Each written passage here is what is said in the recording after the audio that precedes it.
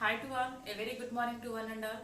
Welcome to Vichita Rajkumar online classes for the MPHW and medical field related videos. Okay, so last class lo manamu anni okoka chinna topics manam discuss cheskunnam. Okay, today I am going to discuss about the complete chapter of the third unit, that is the antenatal care, that is the unit. Okay, ఆ chapter పేరు ఏంటంటే గర్భధారణ సమయంలో పరిచయం మరి శ్రద్ధ. ఆ unit లో ఉన్న ఇంకొక చిన్న సబ్ టాపిక్ ఏంటిదంటే నార్మల్ ప్రెగ్నెన్సీ.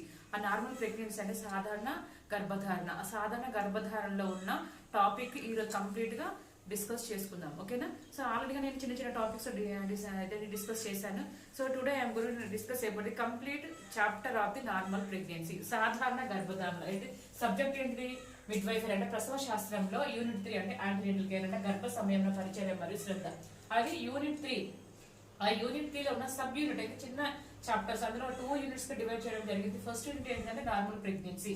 నార్మల్ ప్రెగ్నెన్సీ అంటే సాధారణ గర్భధారణ. ఈ సాధారణ గర్భధారణలో ఉన్న సిలబస్ ఏంటిదంటే signs and symptoms of pregnancy, diagnostic test for confirmation of the pregnancy, physiological changes during pregnancy and minor elements of the pregnancy and their management.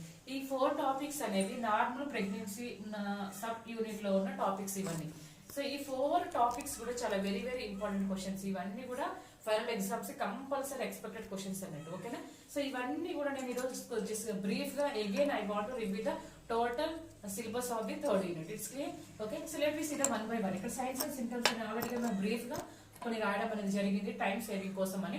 So let we see the one by one. Okay, ఇక్కడ science అంటే ఏంటి, symptoms ఏంటి? Science అంటే ఏంటంటే objective, అంటే ఇతరులతో గుర్తించే దాన్ని మనం సైన్స్ అంటాం. అంటే గుర్తులు లేదా సూచనలు, అంటే కొన్ని గుర్తులు అనేవి కనిపిస్తూ ఉంటాయి. ఆ గుర్తులు అనేవి ఇతరులు గుర్తించడం ద్వారా ఏర్పడ్డ దాన్ని ఏమంటే సైన్స్. సైన్స్ అంటే ఆబ్జెక్టివ్. ఆబ్జెక్టివ్ అంటే ఇతరుల ద్వారా గుర్తించే దాన్ని మనం ఏమన్నాం సైన్స్. ఎగ్జాంపుల్స్ ఏంటిది? ట్యూమర్ సైజు కానీ, ఒక లంప్ కానీ, ఇలాంటి కొన్ని సైజు, అంటే సైజులో అంటే దాని యొక్క పరిమాణంలో పెద్దగా అవుతూ ఉంటుంది కాబట్టి మనకి ఈజీగా తెలుస్తుంది ఎదుటి వాళ్ళకి. ఓకేనా? ఏమంటారు? సైన్స్ అంటే ఆబ్జెక్టివ్, ఇతరులతో గుర్తించబడ్డదాన్ని, ఇతరులతో గుర్తించబడే గుర్తులు గాని, సంకేతాలు. ఓకేనా? So next coming the symptoms. Symptoms అంటే సబ్జెక్ట్, ఎవరికి వారు ఫీల్ అవుతారు. ఇప్పుడు నొప్పి, బ్యాక్ పెయిన్ అంటే ఎదుటి వాళ్ళు గుర్తించరు నీకు, అంటే ఎవరికి వారు పర్సనల్ గా. ఫీవర్ ఉన్నా కూడా, ఫీవర్ అంటే కొన్నిసార్లు మనం చెక్ చేసి తెలుసుకోగలుగుతాం, కానీ నొప్పి అనేది మాత్రం ఎవరికి వారే వ్యక్తిగతంగా ఫీల్ అయ్యి అనుభవించేదాన్ని మనం సిమ్టమ్స్ అంటే. సిమ్టమ్స్ అంటే ఏంటంటే సూచనలు, లక్షణాలు. లక్షణాలు అనేది ఎవరికి వారే గుర్తిస్తారు. కాబట్టి ఇక్కడ ఏంటంటే గర్భవతి, ఇక్కడ మనం ఎందుకు why we have to study signs and symptoms of pregnancy అంటే గర్భవతి తన యొక్క సూచనల ద్వారా, తన యొక్క లక్షణాల ద్వారా తన గర్భవతి కాదా అని తెలుసుకోగలగాలి. అంటే ఏమేమి సూచనలు ఉన్నాయి, ఏమేమి లక్షణాలతోని తను గుర్తిస్తుందో మనం తెలుసుకోగలగాలి. ఓకేనా? అదే విధంగా సైన్స్. సైన్స్ అంటే డాక్టర్స్ ద్వారా, కొన్ని ల్యాబ్ టెక్నీషియన్స్ ద్వారా, ఎక్స్రే ద్వారా, కొన్ని మిషన్స్ ద్వారా ఇతరులతో అది చెక్ చేయడం ద్వారా తెలుసుకోవడం అన్నట్టు గర్భధారణ అనేది. అర్థమవుతుందా? ఇక్కడ ఎవరికి అంటే సిమ్టమ్స్ ఏంటి? గర్భవతి ద్వారా గుర్తించే లక్షణాలు ఏంటి? తనకు తానుగా, ఫర్ ఎగ్జాంపుల్ అందులో ఏంటంటే అమనూరియా అనుకోరు. అమనూరియా అంటే లాస్ ఆఫ్ మెన్స్ట్రేషన్, సడన్ గా ముట్టు ఆగిపోతే తను గుర్తించగలగాలి ఆ లక్షణం అనేది. ఓకే, మెన్సెస్ రెగ్యులర్ రాకపోవడం కానీ, సడన్ గా ఆగిపోవడం కానీ, బ్రెస్ట్ లో చేంజెస్ కానీ, స్కిన్ లో చేంజెస్ అని తనకు తానుగా గుర్తించే ఒక లక్షణం అది. అదే విధంగా సైన్స్ అంటే ఏంటంటే ఇప్పుడు అల్ట్రాసోనోగ్రఫీ ద్వారా, ఎక్స్రే ద్వారా, ఆ యొక్క రిపోర్ట్స్ ద్వారా, ఆ యొక్క ఇన్స్ట్రుమెంట్స్ ద్వారా, ఎక్విప్మెంట్స్ ద్వారా కానీ, ఫీటల్ హార్ట్ సౌండ్స్ ద్వారా, మూవ్మెంట్స్ ద్వారా, కదలికల ద్వారా, వేరే మిషన్స్ ద్వారా, వారి ద్వారా గుర్తించడం అన్నట్టు. అర్థమవుతుందా? So let we see the one by one. Okay, ఇక్కడ సైన్స్ అండ్ సిమ్టమ్స్ అనేది బ్రీఫ్ గా ఇంట్రడక్షన్ ఇవ్వడం అనేది జరిగింది ఆల్రెడీగా. So once again I review this one. Okay, next coming to the ఈ సైన్స్ అండ్ సిమ్టమ్స్ అనేది 3 విధాలుగా డివైడ్ చేయడం అనేది జరిగింది. First one is the presumptive symptoms, probable symptoms అంటే పాజిటివ్ సిమ్టమ్స్ అంటే ఏంటి? ఊహించదగ్గ గుర్తులు. ఓకే, ఇవన్నీ కూడా పర్సన్ ఎవరు గుర్తిస్తారు? ఇక్కడ తల్లి మాత్రమే గుర్తించగలరు. సిమ్టమ్స్ అనేది ఇవన్నీ కూడా సూచనలు, అంటే తల్లి అంటే ప్రెగ్నెంట్ మదర్ తనకు తానే ఋతుక్రమం నిలిచిపోవడం, అమెనూరియా, మార్నింగ్ సిక్నెస్, ఎవరో ఫీల్ అవ్వరు, తనకు తానుగా ఫీల్ అయ్యి తను చెప్పగలరు. ఈ లక్షణాన్ని గుర్తున్నప్పుడే she may consult the doctor for recognition or to decide the whether the she is okay. So next symptom is the probable symptoms అంటే బహుశా కాదని అంటే గర్భాశయం పెరుగుట. ఓకే, వెజైనా అంటే ఆ యొక్క వెజైనా దగ్గర రక్తం సరఫరా ఎక్కువగా ఉంటుంది కాబట్టి ఆ ప్లేస్ లో బ్లూయిష్ డిస్కలరేషన్ కంటే నీలి రంగుగా మారుతుంది. కడుపు తాకి చూసినప్పుడు నొప్పి లేని కంట్రాక్షన్స్ మనకు తెలుస్తాయి. ఓకే, తర్వాత సాఫ్ట్నింగ్ ఆఫ్ ది సర్వీక్స్ లో కొన్ని చేంజెస్ అనేది జరుగుతూ ఉంటుంది కాబట్టి మృదువుగా సర్వీక్స్ అనేది తయారవుతుంది. అదే విధంగా సన్నగా ఊదుచున్న వాటి శబ్దం కూడా వినాలి. ఎప్పుడంటే ఆస్కల్టేషన్ అంటే స్ట్రెత్ సహాయంతో కానీ లేదా ఫీటోస్కోప్ సహాయంతో కానీ చూసినట్టయితే we can feel some of the little bit sound, సన్నగా ఊదినచ్చిన సౌండ్ కూడా మనకు వినిపించదు. కాబట్టి ఇవే కాకుండా ఇవి తర్వాత వీటి చూస్తే బహుశా ఇది ఏమి కావచ్చు ప్రెగ్నెంట్ అని అర్థం. So last one is positive అని నిశ్చయమైన గుర్తులు. ఇవి డౌట్ అనిపించిన లాస్ట్ వేని ద్వారా డిసైడ్ చేస్తారంటే FHR, FM, FV, ఎక్స్రే అంటే ఇక్కడ ఫీల్డ్ హార్ట్ రేట్ అన్నట్టు. ఓకేనా, హార్ట్ సౌండ్స్ కూడా ఒక గుండె యొక్క శబ్దం వినగలము, దేని యొక్క పిండం యొక్క హృదయ స్పందన మనం వినగలము. ఎంత ఉండాలి అంటే 120 to 140 per minute, నిమిషానికి ఇన్నిసార్లు ఉండాలి. ఓకేనా, వినగలుగుతాం. అదే విధంగా ఫీటల్ మూవ్మెంట్స్, పిండం యొక్క కదలికలు. నెక్స్ట్ FE అంటే పిండం యొక్క పార్ట్స్ అంటే అవయవాలు. ఎక్స్క్యూజ్, పిండం యొక్క కదలికలు కానీ, పిండం యొక్క అవయవాలు కానీ, పిండం యొక్క హృదయ స్పందన కానీ వినగలము. అదే విధంగా దాన్ని కౌంట్ చేయగలము. సో ఇవన్నీ కూడా కన్ఫర్మేషన్, నిజమైన గుర్తులు అని అర్థం. ఎక్స్రే ద్వారా ఏమవుతుందంటే ఏంటిది 16 వారంలోకి కానీ మనకి ఈజీగా మనం తెలుసుకోవచ్చు. కానీ ఇక్కడ మన ఎక్స్రే ద్వారా 16 వారంలో ఏమవుతుందని అంటే ఈజీగా పిండం యొక్క స్కెల్టన్ కానీ అస్థి పంజరం కూడా మనం ఈజీగా గుర్తించవచ్చు ఎక్స్రే ద్వారా. కానీ దీని ద్వారా ఏమవుతుందంటే ఈ హజార్డ్స్, ఇక్కడ రేడియేషన్ హజార్డ్స్ కాబట్టి ఎక్కువగా ఎక్స్రేస్ పాస్ అయ్యి ఏంటి ఈ రేస్ అనేవి పాస్ అయ్యి దీనివల్ల బేబీ కూడా ఎఫెక్ట్ అయ్యే ఛాన్సెస్ ఎక్కువగా ఉంటాయి. కాబట్టి రేడియేషన్, కాబట్టి it's not advisable to in a pregnant mother. Lost once USG అంటే అల్ట్రాసోనోగ్రఫీ. అల్ట్రాసోనోగ్రఫీ 6 వారంలో కూడా కన్ఫర్మ్ చేసుకోవచ్చు ప్రెగ్నెంటా కాదా అని. అల్ట్రాసోనోగ్రఫీ లేదా అల్ట్రాసోనిక్. ఓకేనా, so these are the some of the signs and symptoms of the pregnancy. It's a very very important question. It's clear. So next moving on to the second topic is a diagnostic test. Various diagnostics అంటే చాలా రకాల వివిధ రకాల పద్ధతుల ద్వారా కూడా గర్భధారణ మనము నిర్ధారించవచ్చు. ఇందులో ఎన్ని రకాల టెస్టులు ఉన్నాయి అనుకున్న Gravindex test, pregnostic context, HCG, నిస్టేర్ therapeutic. 1, 2, 3, 4, 5, 6.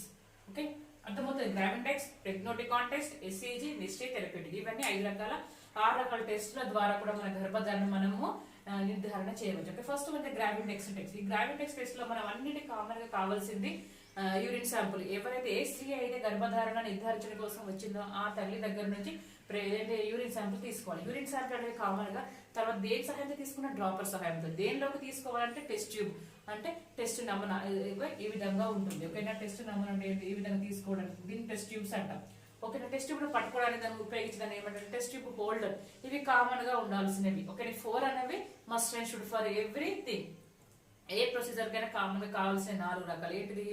Urine sample of the particular pregnant mother, అదే విధంగా డ్రాపర్, ఓకే, అదే విధంగా టెస్ట్ ట్యూబ్ హోల్డర్. ఓకేనా, so let we see the one by one. ఇక్కడ గ్రావిండెక్స్ టెస్ట్ లో ఇవన్నీ ఏం చేయాలి? ఇవన్నీ కరెక్ట్ ఒక ప్రకారంగా సీక్వెన్స్ లో పెట్టుకున్న తర్వాత ఇందులో మనకు కావాల్సింది HCG హార్మోన్ తో తయారైన లేటెస్ట్ పార్టికల్స్ తో తయారైన ఒక స్ట్రిప్ అనేది ఉంటుంది. కాబట్టి టెస్ట్ ట్యూబ్ లోకి ఇంతవరకు తీసుకున్న తర్వాత ఆ యూరిన్ ని HCG తయారైన హార్మోన్ తో తయారైన లేటెస్ట్ పార్టికల్స్ ని ఈ యూరిన్ శాంపుల్ లో ఈ విధంగా వేయాలి. టెస్ట్ ట్యూబ్ వేసిన తర్వాత అందులో ఒక బ్రౌన్ కలర్ రింగ్ అడుగు భాగంలో ఏర్పడ్డైతే పాజిటివ్, లేదైతే negative. So that is the Gravindex test. Next coming to the pregnostic contest. ఈ ప్రెగ్నెంటిక్ కాంటెస్ట్ లో 0.1 ml యూరిన్ తీసుకోవాలి టెస్ట్ ట్యూబ్ లోకి. 0.1 ml యూరిన్ తీసుకున్న తర్వాత దానిలోకి ఏం యాడ్ చేయాలనంటే ఈ విధంగా యూరిన్ శాంపుల్ తీసుకుని టెస్ట్ ట్యూబ్ లోకి ఏం యాడ్ చేస్తాం మనము? ఓకే, ఎంత యాంపుల్ యూరిన్ అంటే 0.1 ml ఆఫ్ యూరిన్. ఓకే, దీనిలోకి ఏం చేయాలి? 1 యాంపుల్ ఆఫ్ యాంటీ HCG సీరా తీసుకోవాలి. ఓకే, దీనిలోకి మళ్ళీ ఏం యాడ్ చేయాలి? దీనికి మళ్ళీ ఏం ప్లస్ యాడ్ చేయాలనంటే 0.4 ml. ఓకే, 0.4 ml అనే కోల్డ్ రెడ్ సెల్ సస్పెన్షన్ ఒక మిశ్రమం అనేది కలపాలి. యూరిన్ ఏం కలిపినాం? ఆల్రెడీగా 1 యాంపుల్ HCG కలిపినాం. దానికి మళ్ళీ ఏం కలిపినాం? కోల్డ్ రెడ్ సెల్ సస్పెన్షన్ అనేది ఒక మిశ్రమం. ఎంత తీసుకోవాలి? 0.4 ml తీసుకుని అవన్నీ కూడా ఇందులో మిక్స్ చేయాలి. అంటే అన్ని కలిపి కూడా ఒకదాని తర్వాత ఒకటి వేయాలి. సిస్టమేటిక్ గా వేసిన తర్వాత 2 hours వెయిట్ చేయాలి. ఎన్ని అవర్స్? 2 hours వెయిట్ చేసిన తర్వాత ఓకే, ఏమవుతుంది? ఇక్కడ ఒక గోధుమ కలర్ రంగులో రింగ్ అనేది వలయం అనేది ఏర్పడుతుంది. ఉన్నట్టయితే పాజిటివ్, లేకపోతే negative. So this is the pregnostic contest. Next coming to the HCG hormone. ఈ HCG హార్మోన్ ఒక టెస్ట్ జోన్ అనేది ఒకటి ఉంటుంది. దాని కార్డు మనం ఏదైతే టెస్ట్ చేస్తామో దాన్ని ఈ విధంగా తీసుకోవాలి. పౌచ్లో దానిలో ఈ విధంగా గుర్తులు ఉంటుంది. 2 drops ఆఫ్ యూరిన్ శాంపుల్ తీసుకోవాలి. 2 drops ఆఫ్ యూరిన్ తీసుకొని అందులో వేసిన వెంటనే 1 సెకండ్ లో రిజల్ట్స్ అనేది వస్తుంది. 2 లైన్స్ అయితే ప్రెగ్నెంట్, 1 లైన్ అయితే నాన్ అంటే ప్రెగ్నెంట్ కాదు అని మొత్తానికి, లేకపోతే ఇన్వాల్వ్ టెస్ట్ కరెక్ట్ గా చేయలేదు. 1 second you had repeat the same procedure అని అర్థమవుతుందా? That is common SCG. Nowadays everybody will use in this method only. అర్థమవుతుందా? ఓకే. నెక్స్ట్ వీడియోలో నేను కంప్లీట్ గా ఏంటిది ఏ విధంగా home made pregnant test with the help of the pregnant kit ద్వారా మనం ఏ విధంగా చేయొచ్చు మనం నెక్స్ట్ వీడియో లేదా తర్వాత వీడియోలో మనం తెలుసుకుందాం. ఓకేనా? సో దిస్ ఈస్ నెక్స్ట్ నిశ్చయ టెస్ట్. ఈ నిశ్చయ టెస్ట్ లో ఏంటిదంటే ఈ నిశ్చయ టెస్ట్ ఆల్మోస్ట్ దీనిలాగానే సేమ్ గా ఉంటుంది. నిశ్చయ అంటే ఇది ఎన్ఆర్హెచ్ఎం అంటే జాతీయ ఆరోగ్య కమిషన్ పథకం ద్వారా ఈ యొక్క టెస్ట్ అనేది అందరి గ్రామీణ ప్రాంత నివసిస్తున్న మహిళలకు అందుబాటులో ఉండడం కోసము. ఎందుకంటే వాళ్ళు ఆర్థికంగా వెనుకబడి ఉంటారు కాబట్టి ప్రతి దానికి వాళ్ళకు ఆర్థికంగా మనీ ఉండవు కాబట్టి ఫ్రీగా టెస్ట్ చేయడం ఉద్దేశంతో ఈ నిశ్చయ టెస్ట్ అనేది తీసుకురావడం జరిగింది. ఓకేనా? ఇందులో ఏంటంటే మామూలుగా ఏముంటుంది, ఇక్కడ కొన్ని ప్రిన్సిపల్స్ అనేవి ఫాలో అవ్వాలి నిశ్చయ టెస్ట్ కింద. అంటే యూరిన్ శాంపుల్ అనేది ఏంటిది, ఇప్పుడు ఇందులో 5 ప్రిన్సిపల్స్ అనేవి ఉంటాయి. ఫస్ట్ వన్ ఏంటంటే ఎర్లీ మార్నింగ్ శాంపుల్ మాత్రమే తీసుకోవాలి. ఉదయం లేవగానే పోసే మూత్రం మాత్రమే తీసుకోవాలి టెస్ట్ చేయడానికి, అది ఎర్లీ మార్నింగ్ శాంపుల్ మాత్రమే. సెకండ్ వన్ ఇస్ మనం యూజ్ చేసే శాంపుల్ బాటిల్ అనేది డ్రైగా ఉండాలి, పొడిగా ఉండాలి, క్లీన్ గా ఉండాలి. థర్డ్ వన్ ఇస్ వాడే ముందు మాత్రమే పౌచ్ ఓపెన్ చేసి అందులో నుంచి టెస్ట్ కిట్ తీయాలి. వాడే ముందు మాత్రమే, రెడీ టు యూజ్ అయినప్పుడు మాత్రమే. తర్వాత బల్ల పరుగు ఈ విధంగా పెట్టాలి. ఓకేనా? తర్వాత అందులో నుంచి 2 drops ఆఫ్ డ్రాపర్ సహాయంతో శాంపుల్ నుంచి 2 drops ఆఫ్ యూరిన్ తీసుకొని టెస్ట్ జోన్ లో వేయాలి. ఈ విధంగా అందులో ఉన్న టెస్ట్ కార్డ్ అన్నట్టు, ఈ టెస్ట్ కార్డ్ లో ఉన్న జోన్స్ అన్ని మనం తెలుసుకోవాలి. ఇందులో ఎస్ అనేది ఉంటుంది, టీ అనేది ఉంటుంది, సి అనేది ఉంటుంది. ఓకే, ఇక్కడ ఎస్ అంటే ఇది శాంపుల్ జోన్, తీసుకునే శాంపుల్ అనేది ఇందులో వేయాలి. ఓకేనా? తర్వాత టీ అంటే టెస్ట్ జోన్, సి అంటే కంట్రోల్ జోన్. ఈ విధంగా 2 లైన్స్ ఉంటే ప్రెగ్నెంట్, ఒకటే లైన్ ఉంటే ప్రెగ్నెంట్ కాదని మొత్తానికి, లేదంటే నెగిటివ్. సారీ, ఇన్వాల్వ్ అంటే మళ్ళీ రిపీట్ చేయాలని అర్థం. సో ఎస్ఈజీ నిశ్చయం ఆల్మోస్ట్ సేమ్ గా ఉంటుంది. It's clear? Okay. Next coming to last therapeutic test. Therapeutic test అంటే ఇక్కడ మెయిన్ గా ఇంజెక్షన్స్ తోని బేస్ అయి ఉంటుంది. ఇక్కడ ఇంజెక్షన్స్ తోటి అంటే ఇక్కడ injection progesterone and estrogen, progesterone estrogen సహాయంతో ఈ వీటి యొక్క సంబంధించి 2 మిక్స్ అయి ఉన్న ఇంజెక్షన్స్ ని ఇవ్వడం అనేది జరుగుతుంది. ఎన్ని డేస్ వరకు అంటే 1 2 3 4 5 6 7 తీసుకుందాం. ఇక్కడ ఏం చేస్తారంటే ఈ ప్రొజెస్టెరాన్ అనేది ఇంజెక్షన్, ఈ ప్రొజెస్టెరాన్ ప్లస్ ఈస్ట్రోజన్ కలిపిన ఒక ఇంజెక్షన్ అనేది ఉంటుంది. ఆ ఇంజెక్షన్ ఎన్ని డేస్ ఇస్తారంట? First day, second day, third day, ఈ 3 డేస్ అనేది ఇవ్వడం అనేది జరుగుతుంది. ఇచ్చిన తర్వాత మనం ఎన్ని డేస్ వరకు వెయిట్ చేయాలి? 7 డేస్ వరకు వెయిట్ చేయాలి. ఒకవేళ ప్రెగ్నెంట్ అయితే బ్లీడింగ్ అనేది రాదు, ప్రెగ్నెంట్ కాకపోతే బ్లీడింగ్ అనేది వస్తుంది. That is the only symptom. అర్థం? ఇక్కడ అన్ని పాజిటివ్ నెగిటివ్ అనుకున్నాం, కానీ ఈ థెరపీటిక్ టెస్ట్ లో స్పెషాలిటీ ఏంటిదంటే ఈ ప్రొజెస్టరాన్ ఈస్ట్రోజన్ కాంబినేషన్ కలిపిన ఇంజెక్షన్ అనేది 3 days కే ఇస్తారు, మొదటి 3 రోజులు. తర్వాత 7 days వరకు వెయిట్ చేయాలి. బ్లీడింగ్ అయితే ప్రెగ్నెంట్ కాదని అర్థం, బ్లీడింగ్ కాకపోతే ప్రెగ్నెంట్ అని అర్థం. ఓకేనా? ఇవి టాబ్లెట్స్ రూపంలో కూడా నవడేస్ అవైలబుల్. ఓకేనా? So these are the some of the various diagnostic test for the confirmation of the pregnancy. వివిధ రకాల పద్ధతుల ద్వారా కూడా గర్భధారణ మనం నిర్ధారణ చేసుకోవచ్చు. Okay. Next third topic is physiological changes during pregnancy. అంటే ఇక్కడ ఎన్ని రకాలుగా 12 రకాల భౌతికపరమైన మార్పులు మనం చూడవచ్చు. ఓకేనా? ఇక్కడ ఏంటంటే గర్భాశయం, సర్విక్స్, షార్ట్ కట్లు అనుకున్న సర్విక్స్ అంటే గర్భాశయ యొక్క కంఠ భాగంలో మార్పులు, ఎన్లార్జ్మెంట్ ఆఫ్ యూట్రస్ లో మార్పులు, వెజైనాలో మార్పులు, బ్రెస్ట్ లో చేంజెస్, చర్మంలో చేంజెస్, హార్ట్ లో మార్పు, బీపీలో, లంగ్స్ లో, నర్వస్ సిస్టమ్ లో, యూరినరీ సిస్టమ్ లో, వెయిట్ లో. So let we see the one by one in brief. Already ఇవన్నీ డిస్కస్ చేసాం. Okay. So once again I want to review the same this one. ఇక్కడ గర్భాశయం యొక్క బరువు అనేది ఎంత ఉంటుంది? 60 ఉంటుంది. 60 నుంచి ఎంత పెరుగుతుంది? 960 grams వరకు చేంజెస్ అనేవి కనిపిస్తున్నాయి. అర్థమవుతుందా?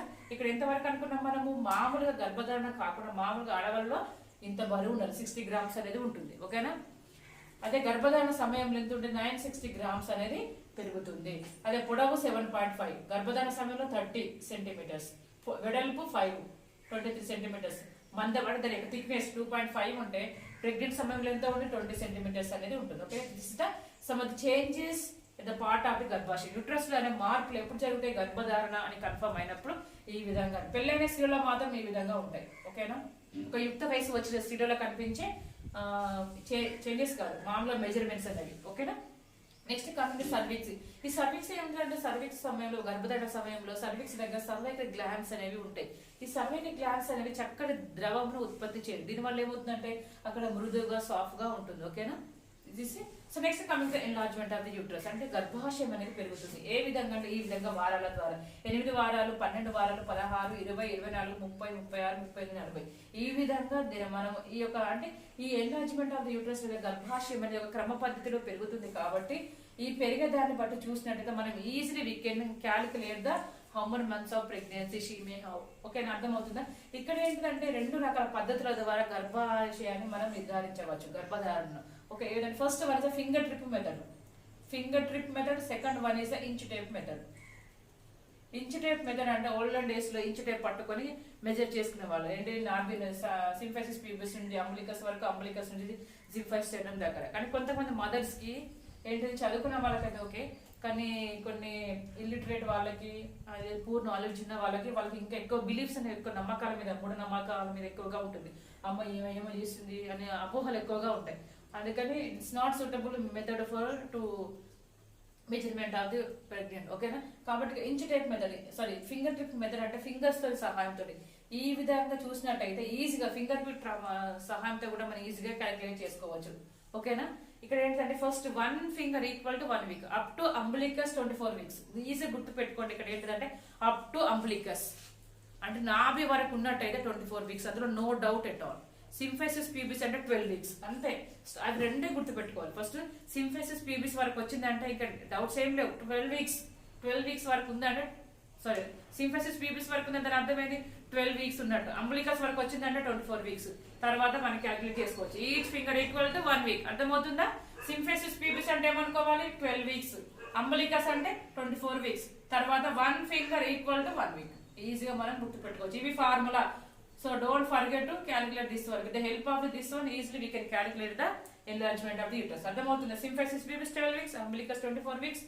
After that 1 finger equal to 1. ఎన్ని ఉంటే దాంట్లో ఈజీగా క్యాలిక్యులేట్ చేసుకోవచ్చు. ఓకేనా. ఇక్కడ ఏంటంటే ముఖ్యంగా చూడండి, ఈ విధంగా ఒక జస్ట్ సింపుల్ డయాగ్రామ్ రిప్రజెంటేషన్ చూద్దాం. ఇక్కడ సింఫైసిస్ ప్యూబిస్ అనుకుందాం. ఇక్కడ ఎంత, ఇక్కడ వరకు ఉందంటే దాని 12 వీక్స్. ఓకేనా. ఇక్కడ వరకు మనకు బ్లూ మార్కర్ తో పెట్టాను. ఇక్కడ ఇదంతా నాభి అంటే అంబులికస్ అని అర్థం. అంబులికస్ నాకు చెప్పాను 24 వీక్స్, అవునా కాదు? సింఫైసిస్ ప్యూబిస్ ఏం చెప్పిన 12 వీక్స్.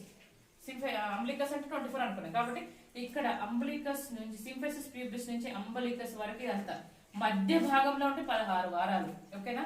సింఫైసిస్ ప్యూబిస్ వరకు ఉంటే 12 వారాలు. ఓకేనా. తర్వాత ఈ నాభికి ఉన్న సింఫైసిస్ ప్యూబిస్ కి మధ్య భాగంలో అయితే 12 వారాలు. ఓకేనా. తర్వాత ఏంటి, కొంచెం క్రిందుగా 2 వేలు వెడల్పుగా కిందుగా ఉంటాయి. ఇక్కడ 2 వేలు పెట్టేంత ప్లేస్ ఉన్నట్టు మధ్యలో ఉంటే 16 వారాలు. నాభికి 2 వేలు వెడల్పుగా కిందుగా ఉంటే 20 వారాలు. నాభికి దగ్గరగా ఉంటే 24 వారాలు. ఓకే సార్, ప్రాక్టికల్ అయితే చాలా చాలా ఇంపార్టెంట్. అంటే ఎగ్జామ్ లో కూడా మనకు ప్రాక్టికల్ పరంగా కూడా చాలా ఇంపార్టెంట్. ఓకే, హాస్పిటల్ వెళ్ళినా కూడా ఈజీగా ఈ మెజర్మెంట్స్ గుర్తు పెట్టుకున్నట్టయితే easily we can calculate the enlargement of the uterus. Gestational age కూడా మనం ఈజీగా గుర్తు పెట్టుకోవచ్చు. అర్థమవుతుందా? సింఫైసిస్ ప్యూబిస్ అంటే ఏమనుకున్నాం 12 వీక్స్. ఓకే, సింఫైసిస్ ప్యూబిస్ నుంచి అంబులికస్ మధ్య భాగంలో అయితే 16. ఓకేనా. అదే విధంగా సింఫైసిస్ ప్యూబిస్ నుంచి నాభి లేదా అంబులికస్ కి 2 వేలు వెడల్పుగా కిందగా ఉంటే 20 వారాలు అని అర్థం.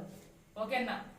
నాభికి లేదా అంబులికస్ దగ్గర అయితే 24 వారాలు. ఓకేనా. ఇది ఫినిష్ అయిపోయింది. నెక్స్ట్ ఈ అంబులికస్ నుంచి ఇది స్టెర్నమ్, ఇది ప్రక్కట ఎముకలు అంటే రిబ్స్. ఈ రిబ్స్ కు సహాయంగా ఉండేదని మనము స్టెర్నమ్ అనుకున్నాం. ఓకేనా. ఇక్కడి నుంచి మధ్య భాగంలో ఉంటే 30 వారాలు. ఓకేనా. అంబులికస్ కు స్టెర్నమ్ కు మధ్య భాగంలో వచ్చినట్టయితే యూట్రస్ అనేది 30 వారాలు అని అర్థం. ఓకేనా. అదే విధంగా కొంచెం స్టెర్నమ్ కి దగ్గరగా ఉన్నట్టయితే 36 వారాలు.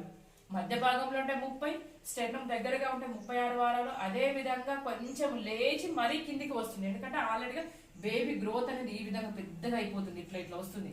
కాబట్టి పైకి వెళ్ళి మరి కిందికి వస్తుంది, అవునా కదా. కాబట్టి 36 వారాలకి స్టెర్నమ్ దగ్గరగా ఉంటుంది. 38 అయ్యేసరికి ఆ విధంగా పైకి వెళ్ళిన బేబీ అనేది కిందికి వస్తుంది. అంటే దాన్ని లైటనింగ్ అనుకున్నాం. లైటనింగ్ అంటే feeling of emptiness at the sternum. Sternum దగ్గర ఉన్న బరువు అనేది కొంచెం కిందికి అయిపోతుంది. కాబట్టి అక్కడ దాన్ని లైటనింగ్ అనుకున్నాము. అర్థమవుతుందా? 38 వారాలకి 34 వారాల్లో ఎంత ఉంటుందో అంత హైట్ వరకు వస్తుంది. దాన్ని 38 వారాలు అనుకున్నాం. 40 వారాలు అంటే ఏముంది, she is ready to deliver the baby, ప్రసవానికి సిద్ధంగా ఉన్నట్టు. So this is the enlargement of the uterus. It's clear to everyone. ఈ ఫార్ములా మాత్రం గుర్తుపెట్టుకోండి, మర్చిపోవద్దు. Simplex 12 weeks, umbilicus 24, 1 finger equal to 1 week. It's clear. So next coming to the last, ఈ రోజు చెప్పుకున్న టాపిక్ లో ఏంటంటే minor elements of the pregnancy and marriage. ఎన్ని రకాలుగా ఉన్నాయి? మార్నింగ్ సిక్నెస్, కాన్స్టిపేషన్, గుండెలో మంట, థ్యూరైటిస్, insomnia, back pain, files, varicose veins and painting. సో ఇవన్నీ కూడా కొన్ని రకాల సమస్యలు. గర్భవతిగా ఉన్నప్పుడు తను ఏంటి తనకు ఏంటి అనుభవించి చిన్న సమస్యలు, రుగ్మతలు లేదా తొందరలో అంటాం, అవునా కదా? ఓకే, మార్నింగ్ సిక్నెస్ అంటే ఏం చేస్తాం? చిన్న 4 నుంచి 14 వారాల్లో ఈ సమస్యలు బాధపడే అవకాశాలు ఎక్కువగా ఉంటాయి కాబట్టి కొంచెం ఆహారం తీసుకోవాలని చెప్పాలి. ఓకేనా?